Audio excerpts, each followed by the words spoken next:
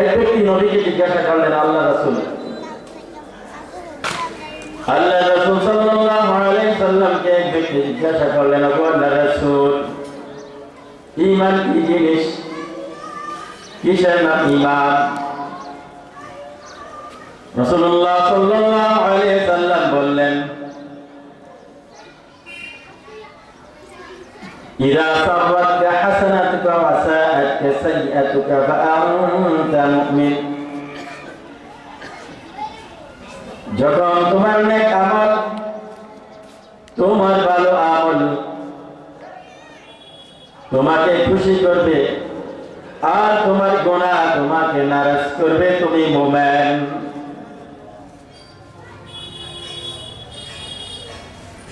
আবার বুঝি যখন তোমার নেক আমল মুসলমান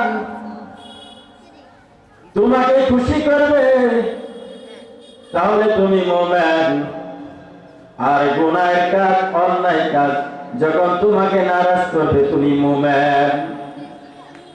মানে কি? সওয়াব করতে পারলে ভালো লাগবে, নেক কাজ করতে ভালো লাগবে, আল্লাহ পাকের হুকুম মানতে ভালো লাগে,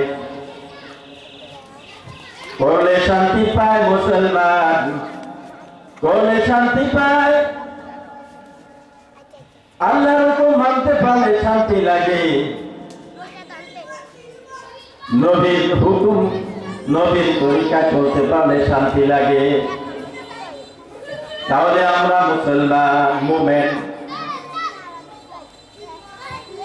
আর যখন আল্লাহর নাফরমানি হয় মুসলমান, নবীর তরিকার খেলাফ হয়, তাহলে অশান্তি পায়।